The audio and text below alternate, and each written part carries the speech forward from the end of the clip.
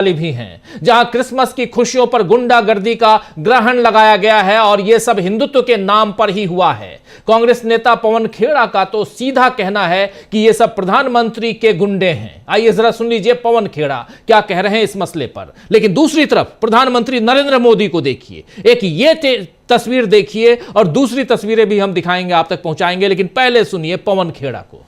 कुछ गुंडे लोग चर्चेज में जाकर, मॉल्स में जाकर तोड़फोड़ मचा रहे हैं, सांता क्लॉज की टोपी खींच रहे हैं, उसको दौड़ा रहे हैं, गुंडागर्दी का एक माहौल बना रहे हैं। एक अजीब सी परंपरा हमने देखी पिछले 10-11 सालों में कि रामनवमी हो या हनुमान जयंती हो तो साहब ये लोग चले जाएंगे मस्जिदों के बाहर डीजे बजा बजा के, उकसाने वाले गाने लगा लगा के नाच रहे हैं। क्रिसमस है तो चर्च के बाहर हनुमान चालीसा पढ़ रहे हैं। आपने कभी सोचा है, मतलब बेवकूफी है, मूर्खता है, गुंडागर्दी है। अपने त्योहार में अपने मंदिर, अपने घर, अपनी सड़कों पर नहीं, मस्जिदों के बाहर जाकर डीजे बजाएंगे। उनके त्योहार में वहां जाकर हनुमान चालीसा पढ़ेंगे। क्यों साहब? ये खरपतवार है और ये खरपतवार नतीजा है आरएसएस की जो जहरीले बीज जो इन्होंने बोए हैं, प्रधानमंत्री नरेंद्र मोदी ने बोए हैं, संघ ने बोए हैं, आज से नहीं कई सालों से बो रहे हैं। ये खरपतवार उन्हीं बीजों से निकला है। इनके आचार में हिंसा है, इनके विचार में नफरत है। ये हिंदू नहीं है, ये किसी, इनका कोई धर्म हो ही नहीं सकता, इनका धर्म ही नफरत है। तो कम से कम मैं अपने धर्म, अपने देश, अपने समाज को इस खरपतवार से जरूर बचाऊंगा। पूरे विश्व में लोग हंस रहे हैं, हैरान हो रहे हैं कि भारत को हो क्या गया। इतनी पुरानी सभ्यता और इतना डर, सांता क्लॉज की टोपी से डर गए। और खैर ये टोपी की सियासत तो साहब नरेंद्र मोदी जी करते रहे, आज से नहीं कर रहे हैं, लगातार कर रहे हैं। कपड़ों से पहचानना, शमशान, कब्रिस्तान, टोपी, यही सब बातें इन्होंने सीखी, यही सब बातें ये सिखा रहे हैं। लेकिन सुबह सुबह खुद चर्च जरूर चले गए।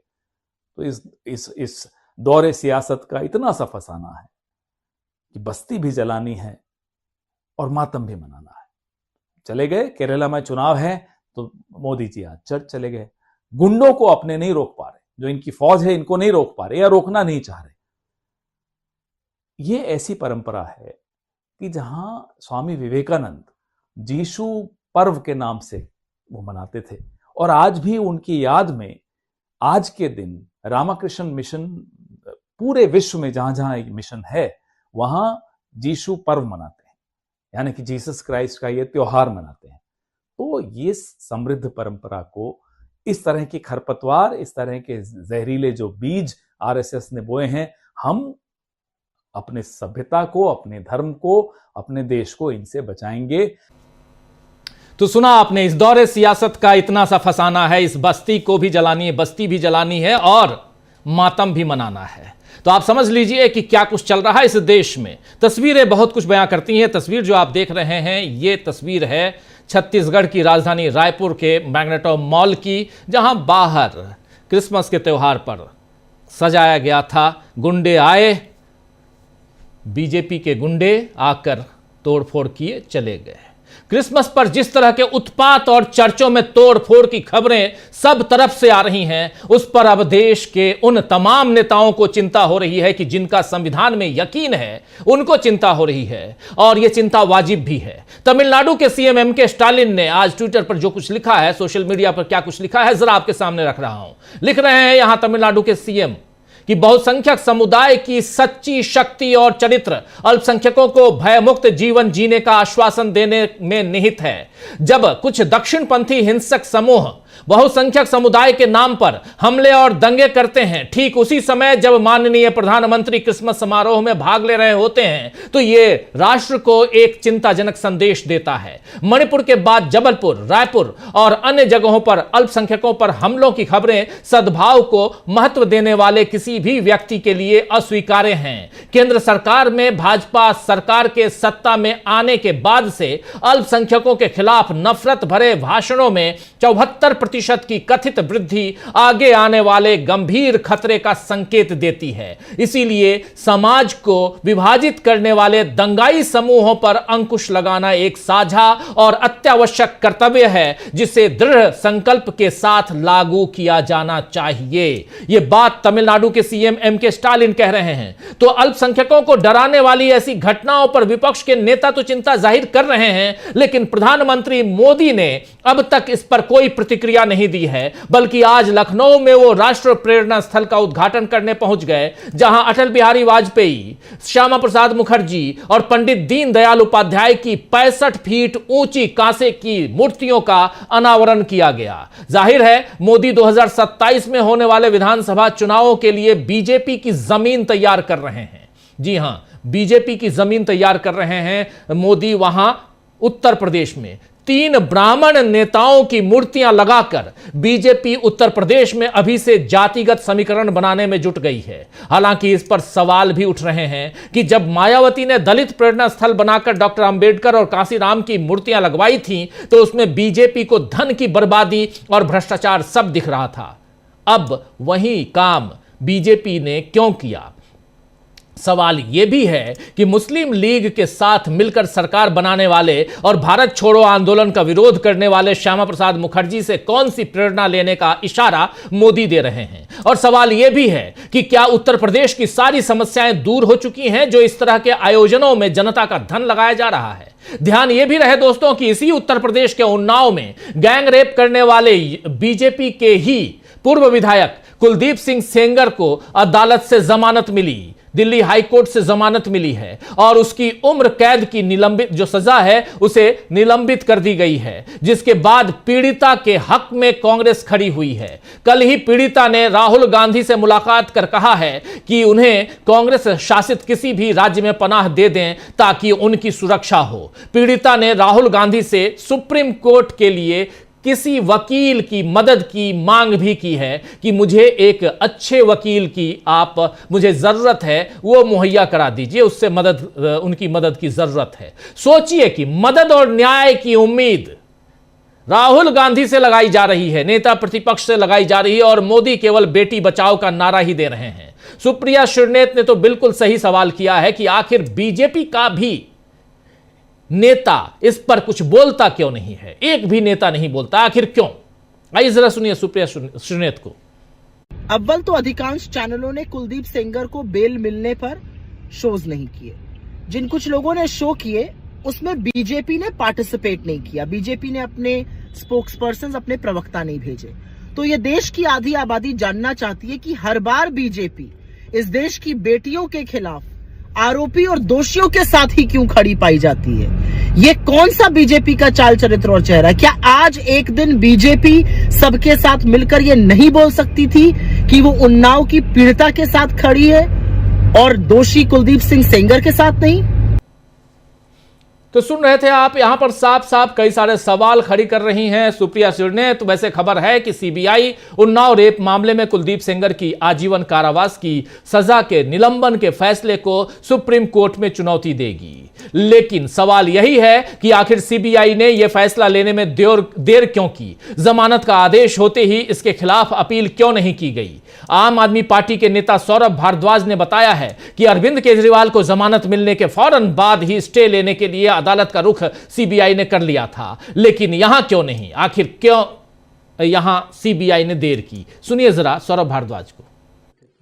देखिए, हमने देखा अरविंद केजरीवाल जी को कोर्ट के अंदर जमानत मिली और रिटर्न ऑर्डर आने में भी 2-3 घंटे लगते हैं, मगर ईडी ने रिटर्न ऑर्डर का इंतजार किए बिना हाई कोर्ट में भाग के पहुंचे और बोला कि साहब मौखिक तौर पे ही आप उनकी जमानत को स्टे कर दो, और हाई कोर्ट ने स्टे कर दिया।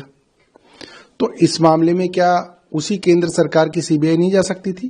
अभी तक का क्या इंतजार किया जा रहा था? और जिस तरीके से भारतीय जनता पार्टी के सांसद और उत्तर प्रदेश के भारतीय जनता पार्टी के मंत्री खुल के एक सजा याफ्ता, एक कन्विक्टेड, एक अदालत द्वारा दोषी पाए गए भारतीय जनता पार्टी के विधायक का बचाव कर रहे हैं, इससे साफ है कि भारतीय जनता पार्टी की सरकार का पूरा जोर इस पे रहेगा कि कुलदीप सिंह सेंगर को बाहर निकालें, और इसके लिए सोशल मीडिया पर लोगों के मन में बहुत गुस्सा है और लोग अब भारतीय जनता पार्टी। तो सौरभ भारद्वाज को आप सुन रहे थे। वहीं पीड़िता की एक चिट्ठी सामाजिक कार्यकर्ता योगिता भयाना ने पोस्ट की है, जिसमें वो प्रधानमंत्री से मिलने का वक्त मांग रही हैं ताकि अपने साथ हुए अन्याय को बता सके। ये चिट्ठी देखिए, इस चिट्ठी को जरा बाहर लेकर आइए और क्या कुछ लिख रही हैं इस चिट्ठी में उसको जरा पढ़िए। सर्वाइवर्स वांट टू मीट, यहाँ वो योगिता भयाना लिख रही है, लेकिन इस चिट्ठी को जरा और एक्सपोज करें अगर तो यह साफ दिखाई देता है। माननीय प्रधानमंत्री जी, माननीय गृह मंत्री जी, मैं उन्नाव की गैंगरेप पीड़िता हूं। आपसे मिलकर मेरे साथ हुए अन्याय अवगत करवाना चाहती हूं। आपसे मेरा हाथ जोड़कर निवेदन है कि मुझे जल्द जल्द मिलने का कृपा कर समय दें। ये बात कह रही है, ये मांग रही है उन्नाव पीड़िता जो है गैंगरेप पीड़िता 25/12/2025 आज की चिट्ठी है। और यहाँ पर ये चिट्ठी लिख रही है प्रधानमंत्री और नरेंद्र मोदी और न ही यहाँ अमित शाह, ये दोनों में से कोई भी इस चिट्ठी का कोई भी सुध नहीं ले रहे हैं, संज्ञान नहीं ले रहे हैं। अभी तक मिलने का कोई यहाँ समय नहीं मिला है। अब गेंद प्रधानमंत्री नरेंद्र मोदी के पाले में है कि वो इस चिट्ठी पर कोई संज्ञान लेते हैं या नहीं लेते हैं। बिल्किस बानो प्रकरण आपको याद होगा दोस्तों, बिल्किस बानो प्रकरण में भी बीजेपी ने चुप्पी धारण कर ली थी और उन्हें इंसाफ के लिए लंबी लड़ाई लड़नी पड़ी। तो क्या यहां अब उन्नाव गैंगरेप पीड़िता को भी इंसाफ के लिए लंबी लड़ाई लड़नी पड़ेगी? कांग्रेस का साथ मिल गया है। राहुल गांधी कह रहे हैं कि हम हर संभव मदद करेंगे। तो आइए दोस्तों, आज चर्चा करेंगे कि जब देश के अल्पसंख्यकों को डराया जा रहा है, जब देश की आधी आबादी अपनी सुरक्षा को लेकर चिंता में है, जब पीड़ित पर अत्याचार हो रहा है और दोषी के साथ रसूखदार लोग खड़े हैं, तब क्या मोदी ये मानेंगे कि वो अब प्रधानमंत्री पद के लायक नहीं रहे हैं? क्योंकि जितने वादे उन्होंने किए थे सबका खोखलापन जाहिर हो चुका है। और इन सब के बीच क्या नरेंद्र मोदी के सामने आज की तारीख में चुनौतियां ही चुनौतियां हैं? इन चुनौतियों में कौन कौन सी चुनौतियां नरेंद्र मोदी के सामने हैं? नरेंद्र मोदी से ज्यादा इस देश की जनता के बीच कौन कौन सी चुनौतियां हैं? तस्वीरें आप देख सकते हैं, बहुत सारी तस्वीरें आज आ रही हैं क्रिसमस के मौके पे। कहीं खुशियां तो कहीं गम। आखिर गम का माहौल क्यों बन रहा है? ये देश सर्वधर्म संभाव वाला देश होता था। इस देश में हर धर्म की उतनी अहमियत थी जितनी कि आपको हिंदू होने में गर्व होता था, उतनी ही आपको मुसलमान होने में गर्व होता था, उतनी ही आपको क्रिश्चियन होने में या सिख होने में या जैन होने में, बौद्ध होने में आपको गर्व होता था। आखिर ये क्यों आपसे छीना जा रहा है? ये शक्ति क्यों छीनी जा रही है? चर्चा करते हैं, चुनौतियों की बात करते हैं। हमारे साथ कुछ वरिष्ठ साथी जुड़े हुए हैं, पहले उनसे परिचय करवाता हूं। देखिए, 4 वरिष्ठ साथी हमारे साथ जुड़े हुए हैं। सिद्धार्थ जी हमारे साथ जुड़े हुए हैं, अमलिंदु उपाध्याय जी जुड़े हुए हैं हमारे साथ, प्रफुल्ल कोलखियान जी जुड़े हुए हैं और प्रेम कुमार जी जुड़े हुए हैं। आप चारों का स्वागत इस्तकबाल है। स्वागत इस्तकबाल आप तमाम दोस्त साथी शुभचिंतक आप सबका, जो अब तक जुड़ चुके हैं उनका भी, जो जुड़ने वाले हैं उनका भी स्वागत है। सीधे सीधे सबसे पहले प्रेम कुमार जी आपके पास आना चाहता हूं। प्रेम कुमार जी, वो तस्वीर प्रधानमंत्री नरेंद्र मोदी जिस वक्त चर्च में थे, उसी वक्त देश के कोनों से और खासकर उन राज्यों से जो बीजेपी शासित राज्य हैं और बीजेपी के नेताओं की अगर जुबानी कहूं तो डबल इंजन की सरकार वाले राज्य हैं, चाहे वो मध्य प्रदेश हो, ओडिशा हो, चाहे वो छत्तीसगढ़ हो, उत्तराखंड हो, इन सब राज्यों में, दिल्ली, इन सब राज्यों में जो हो रहा था, उन तस्वीरों, कुछ कम्युनिटी गाइडलाइंस हैं, कुछ पत्रकारिता के गाइडलाइंस हैं, उस कारण कुछ तस्वीरों को जिसमें तोड़ फोड़, मारपीट, ऐसी चीजें दिखाई दे रही हैं, उन तस्वीरों को हम आप तक नहीं पहुंचा पाएंगे दोस्तों। लेकिन आप समझ सकते हैं और खबरों में आप पढ़ चुके होंगे कि चल क्या रहा है। और इन सबके बीच नरेंद्र मोदी, क्या ये डबल स्टैंडर्ड है? क्या ये 2 अलग अलग ढंग का चेहरा है? एक चेहरे में जनता को दिखाया जा रहा है कि हम कितने सेकुलर हैं और एक चेहरे के जरिए यह बताया जा रहा है कि इस देश में क्या चल रहा है और किसकी सरकार है, यह माना जाए। प्रेम कुमार जी, एक चेहरे में कई चेहरे। आवाज आ रही है मेरी? जी जी जी, अच्छे से आ रही जी। एक चेहरे में कई चेहरे हैं, लेकिन जो बात आपने खास तौर से डबल इंजन की बात जोड़ी है, इसके खास मायने हैं। दरअसल आज के दिन एक बार फिर यह साबित हुआ है कि डबल इंजन की सरकार निहायत ही कमजोर सरकारें हैं। उनके साथ वो उपद्रवियों के सामने निहत एक तरह से लाचार हैं, बेबस हैं, वो कुछ कर नहीं सकते। और ऐसा भी नहीं है कि मैं यूं ही कह रहा हूं, अगर ये सरकार चाहे भी तो चूंकि जिस विचारधारा को लेकर ये आगे बढ़े हैं, ये विध्वंस की विचारधारा वाली पार्टी है, तो विध्वंस की विचारधारा को लेकर जिस तरह से ये आगे बढ़े हैं, आज उसी विचारधारा को रोकने की इसका सामर्थ्य इस सरकार में नहीं है, डबल इंजन की सरकार में खास तौर से नहीं है। और डबल का उपयोग इसलिए कि स्थानीय प्रशासन का यह मुद्दा होता है राज्य सरकार के लिए, और राज्य सरकार चूंकि एक ही पार्टी की है, दक्षिणपंथी जो लोग इस उपद्रव में लगे हैं उस विचारधारा का समर्थन करती है, इसलिए ये दिखता है कि वो कितने लाचार हैं, बेबस हैं, और अपने ही देश के नागरिकों का, अपने ही देश के उपासना स्थल का, वो चर्च का, वो की रक्षा कर पाने में विफल है। और एक से कई जो चेहरे हैं उसको अगर देखें तो नरेंद्र मोदी जी देश से बाहर तो मस्जिद में जाते हैं, खूब जाते हैं, 7-8 देश की मस्जिदों में गए हैं, लेकिन देश के भीतर वो मस्जिद में नहीं जाते। देश के भीतर वो जालीदार टोपी पहनने से इनकार कर देते हैं। भाई नहीं पहनना एक बात है और इनकार करना एक बिल्कुल अलग बात है। तो वो भी हमें दिखता है। और दूसरी तरफ ये भी दिखता है कि जब चर्च में हमले हो रहे होते हैं तब देश के प्रधानमंत्री नरेंद्र मोदी चर्च में मौजूद हैं। उनकी मौजूदगी स्वागत योग्य बात है, वो निंदनीय नहीं है, वो अनुकरणीय है, लेकिन इसमें एक ढोंग और पाखंड है जिस बारे में हम बात कर रहे हैं। अगर आप चर्च में मौजूद हैं और उसके बाद आपके देश में डबल इंजन की सरकार में चर्च पर हमले हो रहे हैं, तो ये आपकी नालायकी का सबसे बड़ा प्रमाण है और ये प्रधानमंत्री पद का भी अपमान है। दुनिया क्या देख रही हो? क्या दुनिया ये मैसेज लेगी कि प्रधानमंत्री नरेंद्र मोदी जी चर्च में मौजूद हैं तो चर्च का सम्मान कर रही है? दुनिया तो यही देखेगी एक साथ कई तस्वीरें कि एक तरफ नरेंद्र मोदी चर्च में मौजूद हैं, दूसरी तरफ चर्च पर हमले हो रहे हैं, और सिर्फ चर्च पर हमले नहीं हो रहे हैं, क्रिसमस पर हमले हो रहे हैं। भाई आज मंगलवार नहीं है कि आप कह देते कि हमको हनुमान चालीसा पढ़ने का मन कर गया, और हनुमान चालीसा आपको पढ़ना है तो गिरजाघर वो जगह नहीं है जहां जाकर के आप हनुमान चालीसा पढ़ें। कभी ये जाके मस्जिद के सामने हनुमान चालीसा पढ़ रहे होते हैं, कभी सड़क पर मजमा लगाकर पढ़ रहे होते हैं। तो ये इस तरह से हनुमान का, श्री राम का, इन सब का जो दुरुपयोग इन्होंने राजनीतिक रूप से किया है वो तो एक बात है, चलिए राजनीतिक रोटी सेक रहे थे, लेकिन जिस तरह से मानवता का आप पर हमला कर रहे हैं, सांप्रदायिक सौहार्द पर हमला कर रहे हैं, अपने ही देश की इंटीग्रिटी पर चोट कर रहे हैं, ये बहुत ही खतरनाक बात है। इसी को तो फांसीवाद बोलते हैं। एक चेहरा दिखाने का होता है और दूसरा चेहरा कुछ और होता है। ये तो स्पष्ट रूप से दिख रहा है। आज दुनिया के सामने हम शर्मिंदा हैं, देश का हर नागरिक शर्मिंदा है कि आप बताइए कि इस देश का हिंदू देश से बाहर, जो कि आप भारतीय बोले, हिंदू हो, सिख हो, कोई भी इस देश का व्यक्ति, नागरिक जो एनआरआई बन के दूसरे देशों में है, वहां वो कितना असुरक्षित हो गया आज की घटनाओं के बाद। वहां उन पर हमले होंगे तो कौन उनको बचाने जाएगा? सो आप समझिए।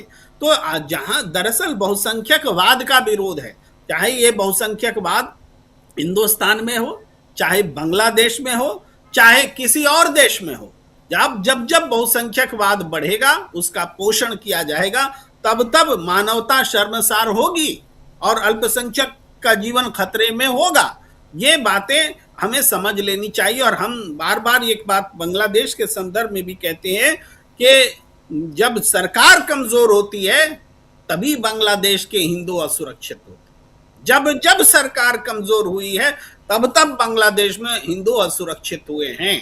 तो इसका कारण साफ है, सरकार इनएक्शन में होती है। घरेलू नीति में भी वही बात है। आज सरकार कमजोर है, इसीलिए चर्च पर हमले हो रहे हैं।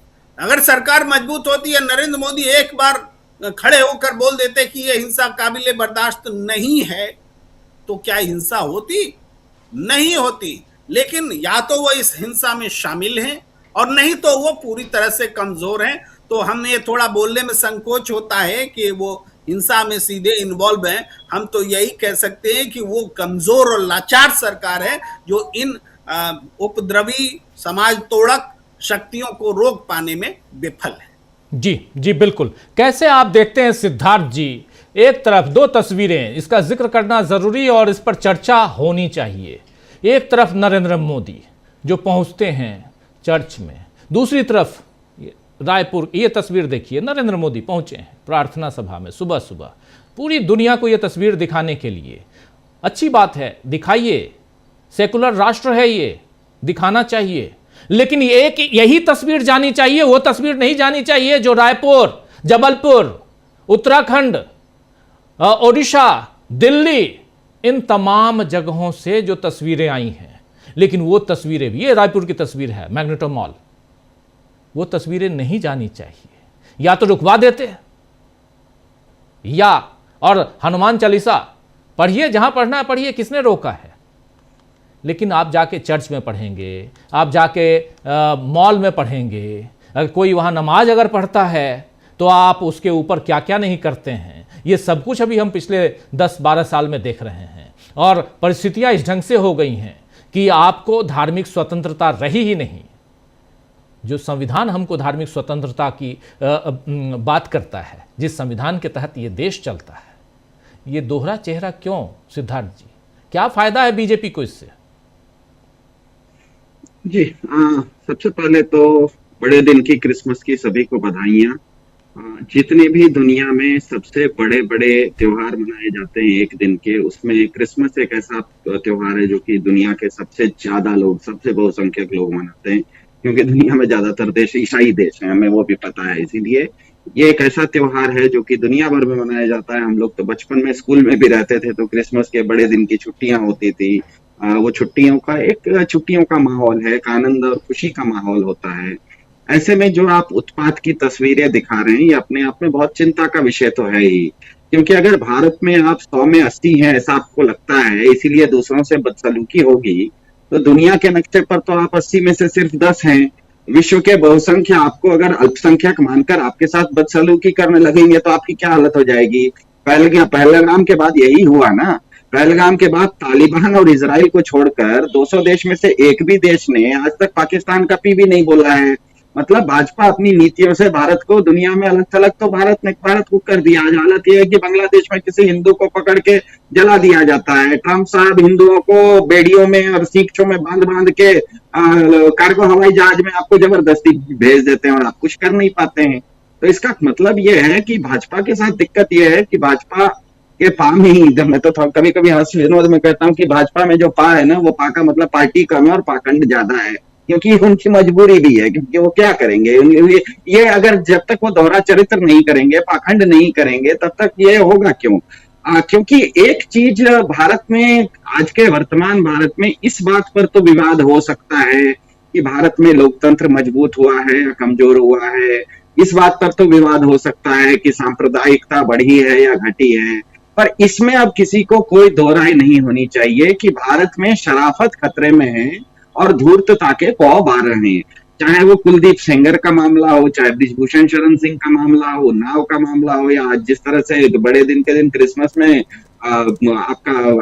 आपके विजुअल्स दिखा रहे हैं कि उत्पात का मामला हो। सारी चीजों के जड़ में एक ही चीज है, सारी समस्याओं का जड़ एक ही है, और वो ये है कि किसी भी समाज में, आप किसी भी समाज को ले लीजिए तो अलग अलग तरह के लोग होते हैं। किसी एक समाज में कमजोर भी होते हैं, ताकतवर भी होते हैं, कोई कुछ अमीर भी होते हैं, कुछ गरीब भी होते हैं, कुछ दुबले भी होते हैं, कुछ मोटे भी होते हैं। सभी तरह के लोग मिलकर एक समाज बनता है। तो अक्सर ये देखा गया है कि जो कमजोर लोग होते हैं वो अपने आप में शरीफ होते हैं, क्योंकि अपने आप में वो कमजोर हैं। मेरे घर में मेरी 80 साल की माँ भी है और मेरा जवान बेटा भी है, मान लीजिए छोटा बच्चा भी है, तो जो जितना कमजोर होगा वो उतना शरीफ होना उसके लिए मजबूरी भी होती है। सिद्धार्थ जी, ये जो तस्वीर है, सिद्धार्थ जी, ये जो विजुअल देख रहे हैं आप, ये विजुअल है बरेली के चर्च के बाहर। देखिए गेट पर ये हनुमान चालीसा पढ़ रहे हैं आज, बरेली उत्तर प्रदेश। जरा विजुअल, जरा साउंड के साथ, अभी आता हूं आपके पास, साउंड के साथ सुना देते हैं। ये चल रहा है चर्च। आप इतनी तकलीफ है, इतनी तकलीफ है, तो फिर सत्ता आपकी है, आप कर लीजिए जो करना, मनमाना कर लीजिए, मनमानी कीजिए, लेकिन जरा फुल स्क्रीन सुनिए जरा।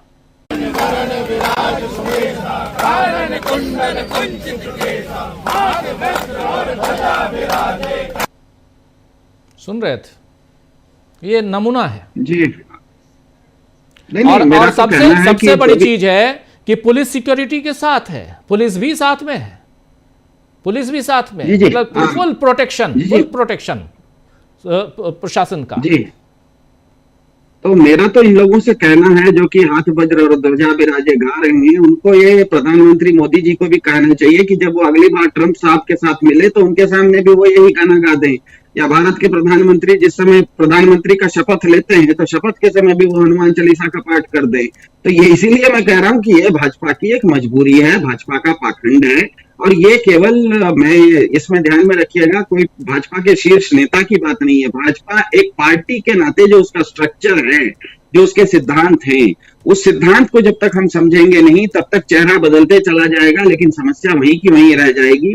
मेरा ये मानना है कि कोई भी समाज में जितना व्यक्ति कोई कमजोर होता है वो उतना ज्यादा शरीफ होता है, और जो जितना ताकतवर ज्यादा होता है वो उतना ज्यादा धूर्त होता है। तो किसी भी सभ्य समाज में, दुनिया के किसी भी सभ्य समाज में अपराध दर गिरते चला जाता है। सभ्य समाज का ये सबसे बड़ा चरित्र होता है कि सभ्य समाज में अपराध दर कम होते चला जाता है। अपराध जब कम होते हैं तो घर की महिलाएं हो, बच्चे हो, बुजुर्ग हो, ये सब लोग घर से ज्यादा बाहर निकलना शुरू करते हैं, उनकी हिम्मत बढ़ जाती है। और जैसे ही कोई आदमी घर से बाहर पैर रखता है वो किसी न किसी रूप से आर्थिक योगदान करने लग जाता है, उससे परिवार की भी खुशहाली बढ़ती है और सरकार को भी टैक्स ज्यादा मिलता है।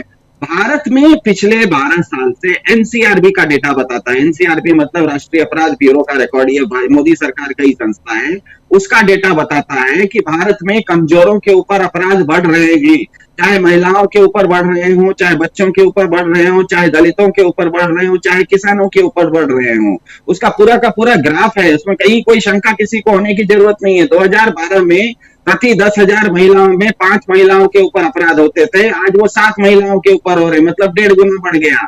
2012 में प्रति 10,000 बच्चों पर 3 बच्चों के साथ अपराध होते थे, आज वो 4 हो गया, फिर से 1.5 गुना बढ़ गया। दलितों के ऊपर 2 अपराध होते थे 10,000 लोगों के ऊपर 2012 में, आज वो 3 हो गया, मतलब फिर 1.5 गुना बढ़ गया। 10,000 से ज्यादा किसान 2012 में भी आत्महत्या कर रहे थे, 10,000 से ज्यादा किसान आज भी आत्महत्या कर रहे हैं। इसका मतलब क्या है, कारण क्या है, भारत में अपराध दर बढ़ते क्यों जा रहा है? जितने भी शरीफ लोग हैं, जितने भी कमजोर लोग हैं, उनके ऊपर अपराध दर बढ़ रहा है।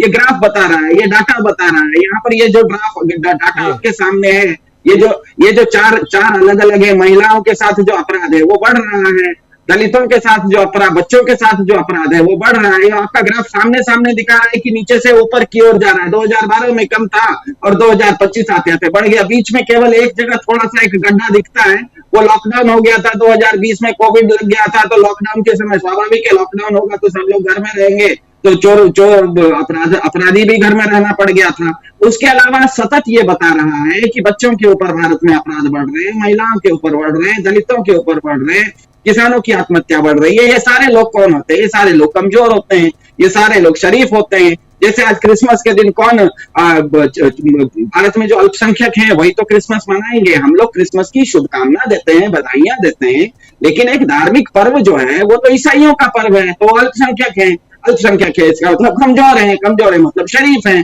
अब शरीफों के ऊपर आप दादागिरी कर रहे हो, अब आप कमजोरों के ऊपर दादागिरी कर रहे हो, तो इससे एक कारण क्या है? इस तरह का जो इसके कारण ये भी है, ये भी डाटा बताता है कि इसके चलते भारत में प्रति व्यक्ति, प्रति परिवार, जो 10 साल पहले 2012 में जितना एक परिवार की बचत होती थी, सालाना जितना वो कमाता था उसमें जो बचत होती थी वो पहले 10% होती थी, आज वो 5% पर गिर गई है। क्यों ऐसा हो रहा है? लोगों के घर की बचत क्यों घट रही है?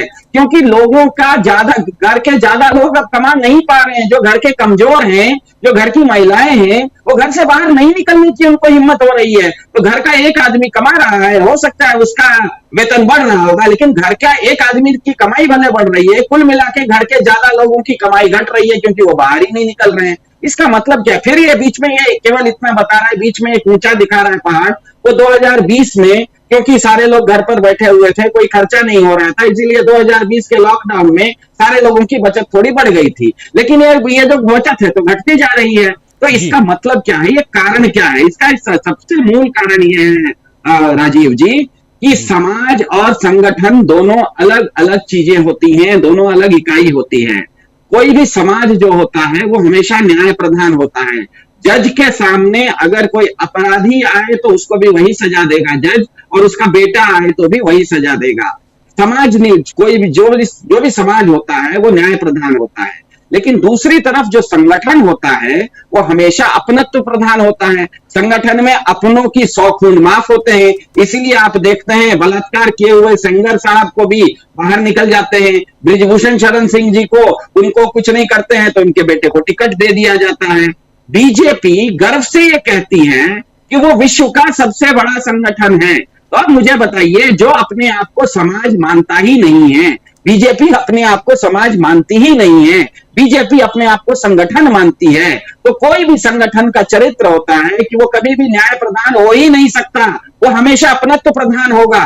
और जो समाज होता है वो समाज कभी भी अपनत्व प्रधान नहीं होता। समाज निर्माण हमेशा न्याय प्रधान व्यवस्था से ही होता है। तो ये जो एक फंडामेंटल डिफरेंस है, ये एक मूलभूत समस्या है। और ये मूलभूत समस्या कोई ये गलतफहमी में ना रहे, बीजेपी का समर्थक हो या बीजेपी का विरोधी हो या कोई क्या कहते हैं बिल्कुल न्यूट्रल व्यक्ति हो, समीक्षक के नाते भी, कि बीजेपी में किसी के चेहरा बदल जाने से यह समस्या का समाधान होगा, कोई दूसरा आदमी बीजेपी के शीर्ष नेतृत्व में आएगा तो समाधान होगा, ऐसा नहीं होगा। क्योंकि बीजेपी का जो मूल चरित्र है, कहीं पर भी बीजेपी अपने आप को समाज निर्माण की बात वो नहीं करती है, वो कहती है हम संगठन प्रधान हैं।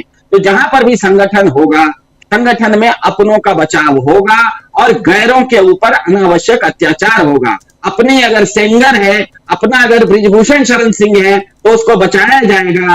अगर गैर कोई ईसाई है, गैर अगर कोई चर्च है तो उसके साथ उत्पात मचाया जाएगा। इसके अलावा, और ये जो आपने कहा कि भारत के प्रधान जी आज सुबह सुबह चर्च गए थे, तो उनका तो पाखंड करना उनकी मजबूरी भी है, क्योंकि दुनिया भर को भी तो कुछ विजुअल्स दिखाने हैं, उनको भी तो ट्विटर पे दिखाना है ना, 2-4 लोगों को टैग करते हुए, ट्रंप साहब को, पुतिन साहब को, पाश्चात्य देशों के, ईसाई देशों को, ईसाई देश के भी नेतागण हैं, खास करके अपने इटली की एक जॉर्जिया मेलोनी है, उनको भी तो बताना है, वो भी ईसाई हैं, कि हम भी आपका धर्म आपका मनाते हैं। लेकिन दिक्कत यह होगी कि इस तरह के आजकल जो सोशल मीडिया का युग है और चारों तरफ से जिस तरीके से भारत में ये छोटे मोटे उत्पात करते हुए दिखाई दे रहे हैं, ये तो पूरी दुनिया में आपका नाम खराब करेगा। इस तरह से आप करेंगे तो यही हो रहा है। इसी के कारण आपका बांग्लादेश में कोई हिंदू को जला दिया जा रहा है, ट्रंप साहब हिंदुओं को वीडियो में भेज दे रहे हैं। न्यूजीलैंड हो, कनाडा हो, वहां पर हिंदू लोग अपना कहीं पूजा पाठ करते हैं तो अड़ोसी पड़ोसी आके उनको परेशान करने लग जाते हैं कि आप यहाँ पर न्यूसेंस फैला रहे हैं। ये चीज पहले नहीं होती थी। तो आप अगर दूसरों को कपड़ों से पहचानने की गलती करेंगे तो दूसरे भी आपको कपड़ों से पहचानने लगेंगे, और वैसी स्थिति आएगी तो ध्यान में रखिएगा, इस देश के करीब 3.5 करोड़ लोग हिंदुस्तान से बाहर हैं। मेरे आपके सबके परिचित दोस्त, यार, भाई, कोई ना कोई हमारा परिचित, कोई ना कोई हमारा संबंधी भारत से बाहर रहता है। हम अगर भारत में लोगों के साथ इस तरह का, कमजोरों के साथ इस तरह का व्यवहार करेंगे तो बाहर में तो हम कमजोर हैं। मेरे भाई के साथ अगर अमेरिका में सिलिकॉन वैली में वो बेचारा काम करता है किसी सॉफ्टवेयर कंपनी में, जैसा आपने कहा, प्रेम कुमार जी ने कहा कि जो भारत के बाहर हिंदुस्तानी लोग रहते हैं, इस तरह का व्यवहार होगा तो उनको भी वो डर के साए में जी रहे। तो मेरे ख्याल से ये चीज अब भाजपा तो इसका समाधान नहीं निकाल पाएगी, क्योंकि भाजपा के चरित्र में ही ये समस्या का जड़ ही भाजपा का चरित्र है। मेरे ख्याल से इस देश की जनता को अब धीरे धीरे समझना चाहिए कि ये देश क्या संगठन है या ये एक देश समाज है। अगर ये देश समाज है तो फिर आपको न्यायप्रिय होना पड़ेगा, आपके पास कोई दूसरा रास्ता नहीं है। अगर आप संगठन अपने आप को मानते हैं तो इसी तरह का उत्पात होते रहेगा, और आज ये उत्पात आपके यहाँ हो रहा है, कल आपके साथ दूसरे देशों में भी होना शुरू हो जाएगा, तब दिक्कत बढ़ जाएगी। जी जी, बिल्कुल। प्रफुल्ल जी, आप कैसे देखते हैं? प्रफुल्ल जी, आवाज आ रही है? आप कैसे देखते हैं? हम बात कर रहे हैं इन 2 तस्वीरों की। अच्छी बात है, आप जाइए, दुनिया को दिखाइए, लेकिन दुनिया को भारत का असली चेहरा भी दिखाइए। भारत का असली चेहरा कुछ और होता था, आज कुछ और है, इसको भी दिखाइए। और इसको अगर दूसरे ढंग से कहा जाए तो कहीं ना कहीं हमारे देश की बदनामी हो रही है। आप तो जाते हैं तो अपने सुरक्षा कर्मियों के साथ जाते हैं, नारे लगवाते हैं इर्द गिर्द, दूसरे देशों में भी। हम आप जैसे लोग अगर जाएंगे तो हमारे साथ क्या व्यवहार होगा? थोड़ा सोचिए। एक सामान्य इंसान जो दुनिया में रहता है, इंडियन डायस्पोरा की जब बात करते हैं आप, जो नारे लगाते हैं मोदी मोदी के, उनके साथ क्या गुजर रहा होता है जब हमारे देश में उनके यहाँ के लोगों के ऊपर या उस धर्म के ऊपर प्रहार किया जाता है। तो जो तस्वीरें आज गई होंगी पूरी दुनिया में, इन तस्वीरों को लोगों ने देखकर क्या रिएक्ट किया होगा, ये तो सोचना पड़ेगा। कई लोगों को तकलीफ हो रही है कि आप ये क्या डिबेट कर रहे हैं। कई लोगों को ये तकलीफ होती है कि क्या बात करते हैं, लेकिन ये बात क्यों ना की जाए। हमारे ताना बाना, हमारे देश का जो ताना बाना है उसको तोड़ने की कोशिश है, उसको खत्म करने की कोशिश है, इस पे बात क्यों ना हो? प्रफुल्ल जी नमस्कार। मेरी क्रिसमस, सभी को क्रिसमस की बधाई। और देखिए, 2-3 बातें तो शुरू में कहने की जरूरत है। जैसा कि आपने कहा, इन्होंने क्या किया है संगठन और समाज पर, तो सिद्धार्थ जी ने जो कहा उस पर तो बातें बहुत सारी की जा सकती है, लेकिन मैं आपको ये कहना चाहता हूँ यहाँ अपने साथियों को कि अपराध का जिस प्रकार से इन्होंने पॉलिटिकल कैपिटलाइजेशन किया है, अपराध का पॉलिटिकल कैपिटलाइजेशन इन्होंने किया है संगठन के माध्यम से या जैसे तैसे भी, इनकी बुनियाद में ही वही है। ये चर्च में हनुमान चालीसा पढ़ने जाते हैं ना, तो हनुमान चालीसा तो हम लोग भी पढ़ते हैं। मैं इनको बताऊं कि हनुमान चालीसा लोग क्यों पढ़ते हैं, हनुमान जी से क्या मांगते हैं? हनुमान जी से यही मांगते हैं कि बुद्धिहीन तनु जान के सुमिरो पवन कुमार। अपने आप को बुद्धिहीन मान करके पवन कुमार को सुमरिए और कहिए कि बल बुद्धि विद्या देहु मोहि हरो कलेश विकार। जो हे हनुमान जी, हमारे मन का कलेश और विकार हरिए। अगर आत्मा शुद्ध हो तो हनुमान जी से यही मांगेंगे, लेकिन ये तो कलेश और विकास का विकार का प्रदर्शन करने गए हैं। ये कैसे हनुमान भक्त हो सकते हैं? तो हनुमान चालीसा पढ़ने नहीं जा रहे हैं। ये हनुमान चालीसा को भी उतना ही भ्रष्ट करने जा रहे हैं, उतना ही खराब करने जा रहे हैं, उसका दुरुपयोग करने जा रहे हैं। हनुमान जी को जो याद करता है वह उनसे यही मांगता है कि हमारे कलेश और विकार को आप हरण करने, न कि यह कि इसके प्रदर्शित करने का और इसको हथियार बनाए जाने की ताकत हमें दें। ये कैसे हनुमान भक्त हो सकते हैं? बिल्कुल नहीं है। देखिए, अगर संस्कृति की बात कहें, आपने ताना बाना की बात कही, हम तो उस दौर में बड़े हुए थे जहां केशव और करीम को और क्राइस्ट और कृष्ण को एक कहा जाता था। हम लोग जब सुनते थे प्रोग्राम वॉइस ऑफ अमेरिका या बीबीसी से या कहीं से भी, तो ये लगता ही नहीं था कि बाइबल की जो कथाएं सुनते थे तो ये लगता ही नहीं था कि ये कृष्ण भक्ति परंपरा में है या क्राइस्ट भक्ति परंपरा में है। ये प्रभु कहते हैं और प्रभु कह के संबोधित करते हैं, जिसमें हम कृष्ण को कहते थे और उसमें। और देखिए, दूसरी बात मैं आपसे ये कह रहा हूँ कि भारत में जो हमारी संस्कृति की जो बात है, हमारे यहाँ निर्गुण सगुण परंपरा रही है, संत और भक्तों की परंपरा रही है। जो सगुण परंपरा है, जिसमें तुलसीदास प्रमुख कवि हैं, सूरदास हैं, इन्होंने कभी भी केशव और करीम की एकता की बात नहीं कही इनमें।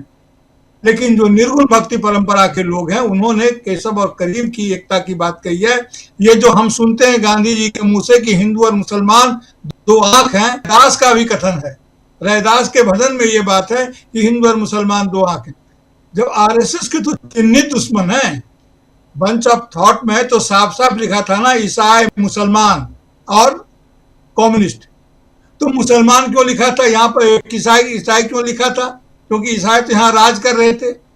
उसका एक प्रसंग समझिए, उसका प्रसंग लोग ध्यान नहीं देते हैं कि जब यहाँ पर ब्रिटिश सत्ता आई तो उस बहुत दिन बाद उसके यहाँ पर जो मिशन था वो आया, और मिशन लेकर के आए थे विलियम कैरी को वहां से इंग्लैंड से चर्च ने यहाँ आने की अनुमति नहीं दी थी पहली बार। वो साइंस ग्रेजुएट थे, बाद में उनको परमिशन मिला, लेकिन यहाँ के जो ब्रिटिश कंपनी शासन जो था उन लोगों ने उनको बहुत महत्व नहीं दिया, क्योंकि उनको लगता था कि धार्मिक बातें फैलाएंगे तो इससे कहीं द्रोह न हो जाए। इसीलिए सुंदरबन जो कहते हैं पश्चिम बंगाल का, वहाँ वो थे। उसके बाद निकल के वो चले गए घाटशिला में, एक आयरन फैक्ट्री में उनके मित्र के थे, वहाँ मैनेजर हुए। फिर वहां से भी निकल गए तो चले गए श्रीरामपुर जिसे कहते हैं हमारे घर के बगल में है, वहां जाकर के उन्होंने अपना कारोबार शुरू किया और जो पहला प्रेस टाइपोग्राफी उन्होंने बनाई, यही कारण है कि श्री रामपुर से पहला प्रेस निकला था। तो जुगल किशोर शुक्ला जो उसके संपादक थे, हमारे साथी आते हैं, उनके वो परिजन थे, दादा थे या जो भी, तो वो कानपुर के थे, तो वो यहाँ पर आकर के अखबार उदंत मार्ता ने निकाले थे, क्योंकि टाइपोग्राफी वहां से बनी थी। और उनके कर्मकार लोग जो थे, महेंद्र कर्मकार वगैरह, वो सब उनका परिवार अभी यहीं पर श्री रामपुर बगल में रहता है। तो वो इसलिए इन्होंने कहा क्योंकि ईसाई चर्च से यहाँ के जो शासक वर्ग थे वो भी भीतर भीतर सावधान थे। उनको लगता था कि वहां पर वो धर्म युद्ध करके आए थे और चर्च के शासन में दखल देने से वो लड़ाई लड़के आए थे, उसको रोक कर आए थे। इसीलिए इन्होंने साथ में जब ईसाई लिखा तो ईसाई धर्म मानने वाले को नहीं, ईसाई धर्म प्रचार करने वालों के खिलाफ उन्होंने लिखा था। ये मुस्लिम इन जनरल और ईसाई में वे लोग जनरल, तो इन्होंने तो किताब में चिन्हित किया। अब देखिए कि इनका नफरत ही जिसकी बुनियाद में हो, जो दुश्मन ही पहले चिन्हित कर रहा हो, उसी किताब में यह नहीं कहा गया कि उनके दोस्त कौन है। जो सिर्फ इसलिए मैं कहता हूं कि ये संगठन जो लोग हैं, ये दोस्त के बिना तो जी सकते हैं, भारतीय जनता पार्टी हो या आरएसएस हो, ये दोस्त के बिना जी सकते हैं, दुश्मन के बिना नहीं जी सकते हैं।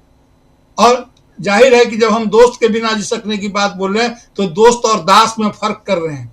इन्हें दास चाहिए, दोस्त नहीं चाहिए, इन्हें दुश्मन चाहिए या दास चाहिए।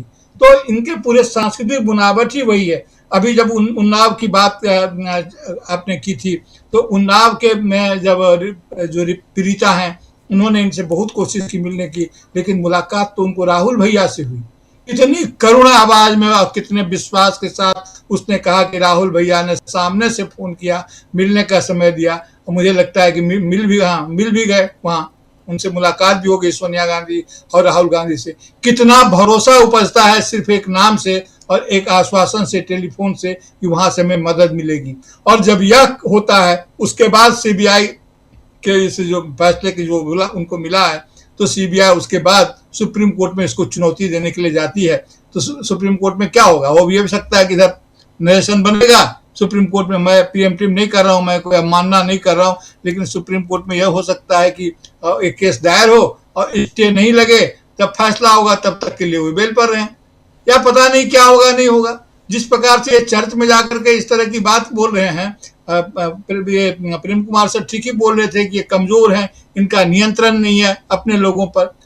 देखिए, जब कोई जो फ्रिंज एलिमेंट होता है, जो उत्तेजना बढ़ा देते हैं, जब उत्तेजना बढ़ जाती है, समाज जब हिंसक हो जाता है, तो किसी का उस पर नियंत्रण नहीं रह जाता है, वो उनके। और अगर ऐसा होता तो फिर भस्मासुर की संस्कृति ही क्यों होती। ये अभी जिसे हम रक्त बीज, अगर मिथ की बात करें तो रक्त बीज के बाद भस्मासुर का भी विकल्प आता है। ये अब भस्मासुरी प्रवृत्ति में है, ये वहां जाकर के भी, क्योंकि उनको देश विदेश जाना है। और देखिए कि मणिपुर में भी जब हिंसा हुई थी, तो ईसाई जो लोग हैं, जो चर्च है, चर्च से एक सुगबुगाहट आई थी, तो तुरंत इन्होंने अपनी नीतियां बदली थी। और ये बड़े चालाक हैं, और इसका जो नतीजा है, ठीक कह रहे थे, इसे हमें भोगना होगा पूरी दुनिया के स्तर पर। ये जानते हैं कि इस्लाम और जो हमारा ईसाई धर्म है, क्रिश्चियन है, ये दोनों आपस में जुडाइज्म जो है, यहूदी लोग, ये फिलिस्तीन की चर्चा कर रहे हैं। फिलिस्तीन के संदर्भ को याद करें और उस बात को याद करें जो योगी आदित्यनाथ ने कहा है, बहुत महत्वपूर्ण कहा है कि फिलिस्तीन की घटना पर बोलते हैं, लेकिन बांग्लादेश की घटना पर इनका मुंह सिल जाता है।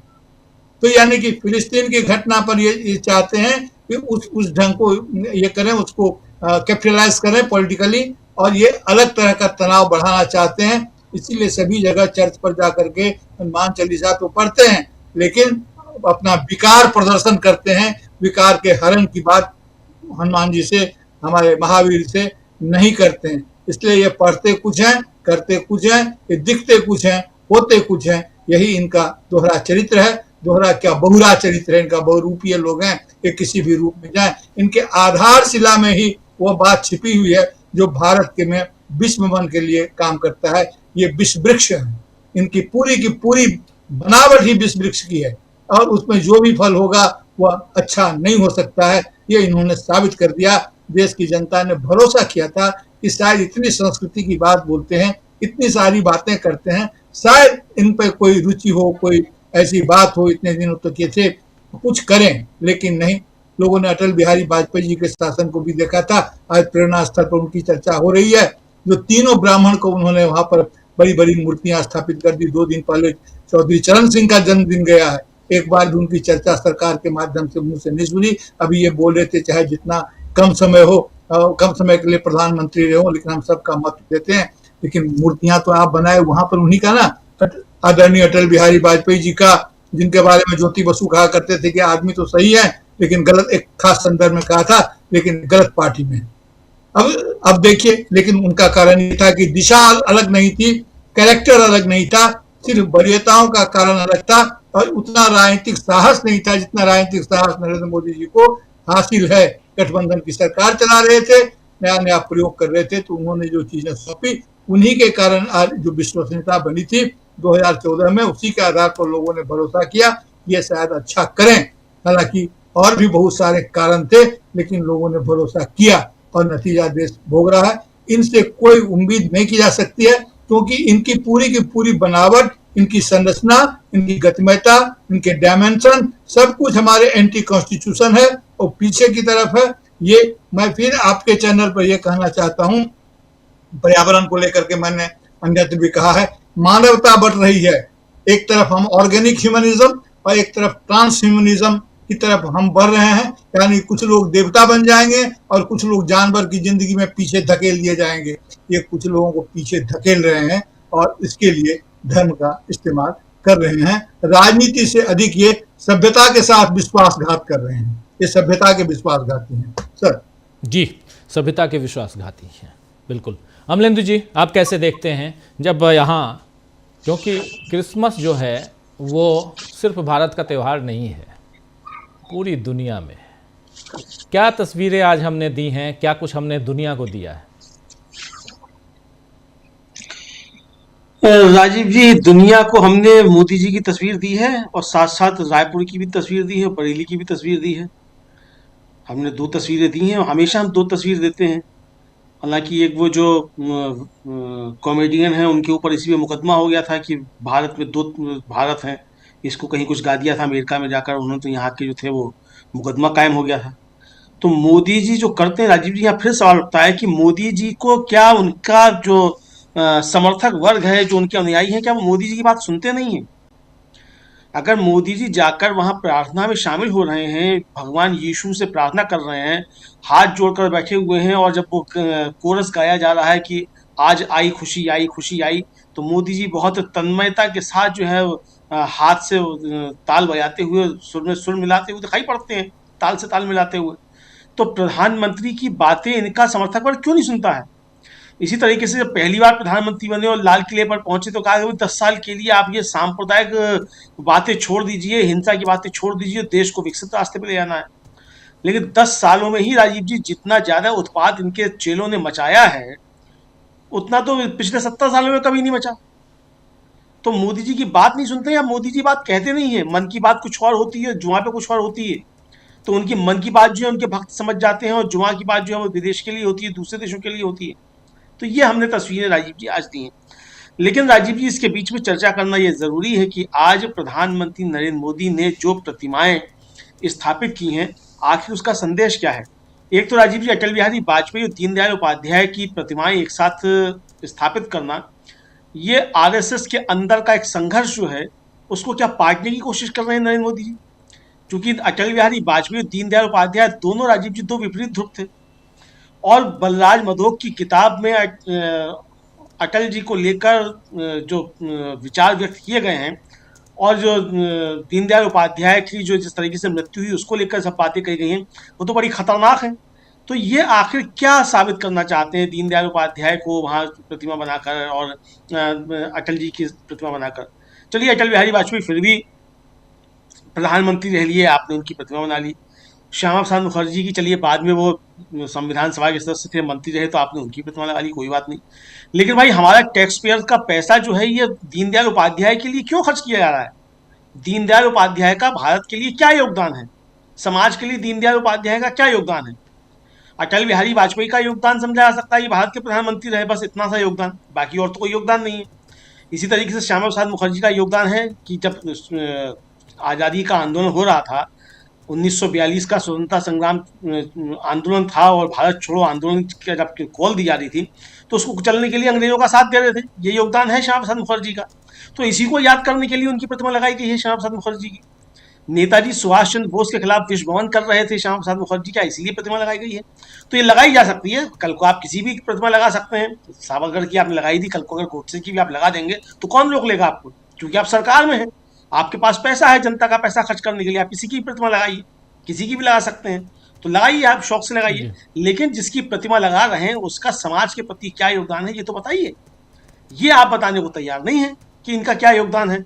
तो ये राजीव जी बहुत खतरनाक संकेत जो है ये साफ तौर पर दिए गए हैं, चाहे वो श्यामा प्रसाद मुखर्जी की और दीनदयाल उपाध्याय, अटल बिहारी वाजपेयी की प्रतिमा लगाना हो, और चाहे गिरजाघरों के ऊपर जिस तरीके से आज हमले किए गए हैं और जिस तरीके से हनुमान चालीसा पढ़ा जा रहा है। इनको वज्र जो मूर्ख हैं राजीव जी, इनको ये भी नहीं पता कि कर्नाटक के चुनाव में नरेंद्र मोदी ने बजरंगबली का इसी तरीके से इस्तेमाल किया था और उसका परिणाम तुरंत बजरंगबली ने गदा उठाकर दे दिया भारतीय जनता पार्टी को कि मेरे नाम का दुरुपयोग करोगे तो ऐसी गदा लगाएंगे तुम्हारी पीठ पे कि अकल ठीक हो जाएगी। और ठीक कर दी बजरंगबली ने इनकी अकल।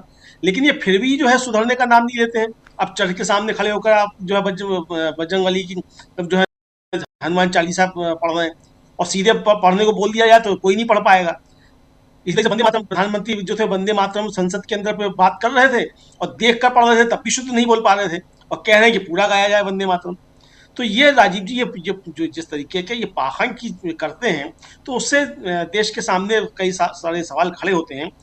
समस्या जो है वो ये है कि अब चुनौतियां मोदी जी के सामने बढ़ रही हैं और इन चुनौतियों का मुकाबला कैसे किया जाए। तो कहीं मंदिरों, कहीं जो है गिरजाघरों के आगे आप झाल बजाइए, कहीं आप मस्जिदों को आगे जो है जय श्री राम के नारे लगाइए, यही सब। यानी राजीव जी इन लोगों ने हमारे तमाम देवी देवताओं को हिंसा का हथियार बनाकर छोड़ दिया है। हिंदू धर्म के साथ इससे ज्यादा बुरा जो है वो तो औरंगजेब ने भी नहीं किया था, जो है भाजपा इस कर रहे हैं, जिस तरीके से हिंदू धर्म को बदनाम करने का काम कर रहा है। तो ये राजीव जी हिंदू धर्म के सबसे बड़े दुश्मन हैं। हिंदुओं को अब जागने की जरूरत है। हिंदू सोए हुए हैं, हिंदू जागे और हिंदू विरोधी भाजपाइयों को इनको सबक सिखाएं जी।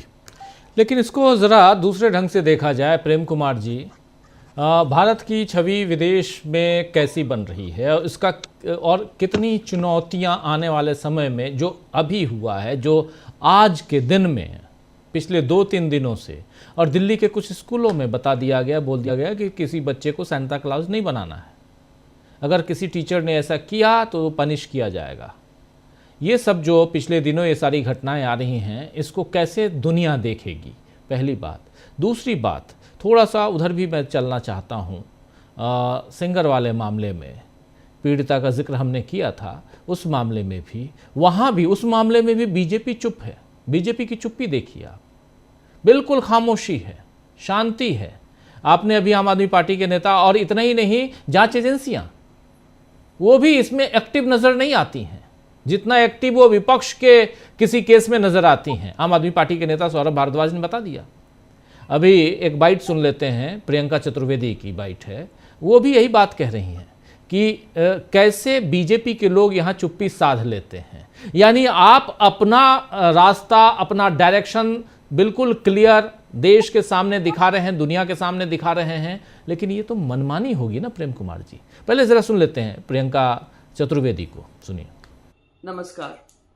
आप सभी को बिल्किस बानो का केस तो याद होगा ही, कैसे उस महिला के साथ गैंग रेप हुआ, किस तरीके से घिनौनी तरीके से उन आरोपियों ने उनके साथ बलात्कार किया और उनकी परिवार की एक लंबी लड़ाई लड़ने के बाद उन आरोपियों को सजा मिली। पर गुजरात रेमिशन के चलते उन 11 आरोपियों को फिर रिहा कर दिया गया ड्यू टू गुड बिहेवियर। और इस वजह से पूरे ही देश भर में हम सभी ने उत्तेजित होकर, आउटरीच होकर हमने इसके बारे में अपनी आवाज़ उठाई थी, जिसके चलते सुप्रीम कोर्ट ने उस जो रेमिशन का था ऑर्डर था उसको साइड पे किया, ऑन होल्ड रखा। पर बात वहीं पे नहीं खत्म हुई थी। ये जो मुख्य आरोपी थे उनको बकायदा जब गुजरात पहुंचे थे उनको माला पहनाई गई थी, उनका स्वागत किया गया था और कुछ तो बीजेपी के मंच पे भी पाए गए थे। फिर आपको याद होगा कि किस तरीके से कुलदीप सेंगर जो भारतीय जनता पार्टी के विधायक थे, उन पे एक नाबालिग लड़की पे रेप करने का चार्ज था उनको बकायदा संरक्षण दिया जा रहा था। भारतीय जनता पार्टी उनसे इस्तीफा नहीं ले रही थी और बहुत लंबी लड़ाई लड़ने के बाद वो महिला के परिवार ने उनको आरोपी सिद्ध ही नहीं किया, उनको सजा दी गई।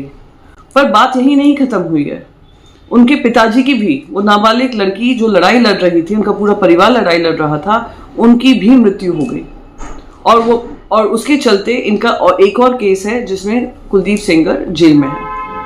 पर पूरे देश को चौंकाने वाली बात अब हुई है जब उनको कुलदीप सेंगर को इस रेप केस के लिए उनको बेल दे दी गई है। उनका परिवार, जो लड़की का परिवार है, वो दहशत में है। वो डरा हुआ है, घबराया हुआ है कि वो अपने आप को अब सुरक्षित नहीं महसूस करते हैं। जब वो वहां पे प्रोटेस्ट कर रहे थे, उनको जिस तरीके से दिल्ली पुलिस ने खींच कर निकाला गया, उनके परिवार जो प्रोटेस्ट कर रहा था उनको लेकर, वो दिखाता है कि भारतीय जनता पार्टी की किस तरीके से महिला विरोधी सोच है। और मुझे कोई हैरानी नहीं होगी अगर यही कुलदीप सेंगर को फूलमाला पहनाकर उनको चुनाव में भारतीय जनता पार्टी एक टिकट भी दे दे। और वहीं पे जो उनके साथी हैं, मिनिस्टर हैं, जब उनसे ये सवाल पूछा जाता है, बकायदा उनको डिफेंड करने लग जाते हैं और वो महिला का मजाक उड़ाते हैं। ये कहाँ तक सही है? और कब तक महिलाएं अपनी इज्जत की लड़ाई, अपनी सम्मान की लड़ाई लड़ती रहेंगी? और ऐसे ही एक कॉमन थ्रेड जो चल रहा है, भारतीय जनता पार्टी उनको संरक्षण देती रहेगी। चाहे वो बृजभूषण शरण सिंह रहे हों, हम सभी को याद है किस तरीके से जंतर मंतर पे जो हमारी महिला रेसलर्स थी उन्होंने लड़ाई लड़ी है। चाहे वो कुलदीप सेंगर हों, अभी सब चुप्पी बांधे हुए हैं भारतीय जनता पार्टी से, किसी एक ने आकर विरोध नहीं किया, कोई महिला ने विरोध नहीं किया है। और फिर वो बिल्किस बानो के केस में कितने लोगों ने तो आकर इस बात को डिफेंड किया था। शर्मनाक महिला विरोधी एक जो सोच है, जो मानसिकता है, वो साफ। तो सुन रहे थे आप यहाँ साफ साफ अपनी बात रखते हुए प्रियंका चतुर्वेदी, लेकिन बहुत पोल खोलती हुई बिल्किस बानो का केस हो या ऐसे तमाम केसेस, और कैसे माला पहना दिया जाता है, कैसे स्वागत किया जाता है। अब यहाँ सेंगर का मामला आता है तो भी बात वही है। तो एक जो चेहरा है, और ये आप तीनों के ऊपर देखिए जिस विंडो में, ये एक अलग चेहरा नजर आ रहा है। ये मनमानी है, और अगर मनमानी है तो ये दुनिया में आपकी तस्वीर क्या बन रही है ये तो आप समझ रहे होंगे, और अगर नहीं समझ रहे हैं तो भारत के नागरिकों के साथ दुनिया कैसा व्यवहार करेगी इसका डर भी होना चाहिए। प्रेम कुमार जी, इसको कैसे देखते हैं आप? दो तस्वीरें। जी राजीव जी, आज अटल बिहारी वाजपेयी जी का जन्मदिन भी है, और आज जो माहौल है उसमें अटल बिहारी वाजपेयी के उस बयान को निश्चित रूप से याद करने की आवश्यकता है जो राजधर्म वाला बयान था गुजरात दंगे के बाद। और नरेंद्र मोदी तब मुख्यमंत्री थे और उन्होंने राजधर्म का पालन करने की इच्छा जताई थी, करने को कहा था। तो मोदी जी ने कहा था हम तो वही कर रहे हैं, बहुत चर्चित वीडियो है। लेकिन उसके तुरंत बाद अटल बिहारी वाजपेयी की का एक और दौरा हुआ था गुजरात में, और उन्होंने कहा था कि दुनिया भर में इस्लामिक देश हैं और हम वहाँ क्या मुंह लेकर जाएंगे, क्या मुंह दिखाएंगे, ये बात उन्होंने कही थी। और आज समान परिस्थिति एक बार फिर दरपेश है, और नरेंद्र मोदी आज प्रधानमंत्री हैं, लेकिन उनको राजधर्म की नसीहत देने वाले कोई अटल बिहारी वाजपेयी उनसे ऊपर नहीं है बैठे। आज फर्क यह है कि क्रिसमस को लेकर के बातें हो रही हैं, और ईसाई तब मुसलमान थे, आज ईसाई हैं। लेकिन तब भी सवाल नरेंद्र मोदी से थे, आज भी सवाल नरेंद्र मोदी से है। तब का सवाल भी अनुत्तरित था, आज भी अनुत्तरित है। ये दोनों परिस्थितियां हैं।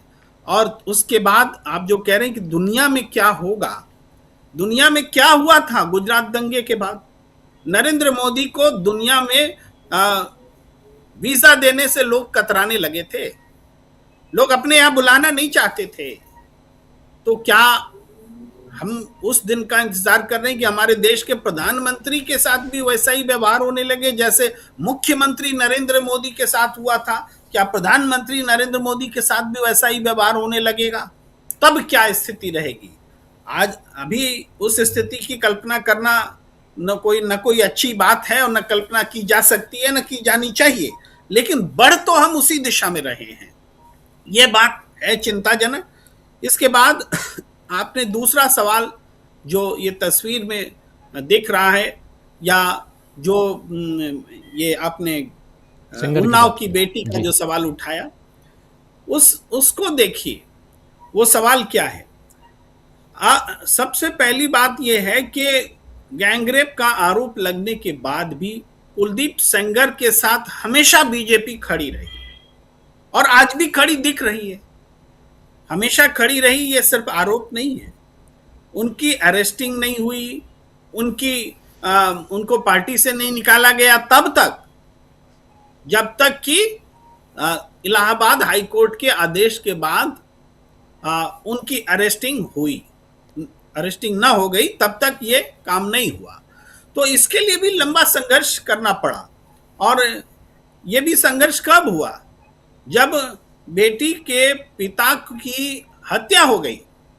बेटी के पिता जब थाने में विरोध करने गए तो उनकी पिटाई हुई, और पिटाई होने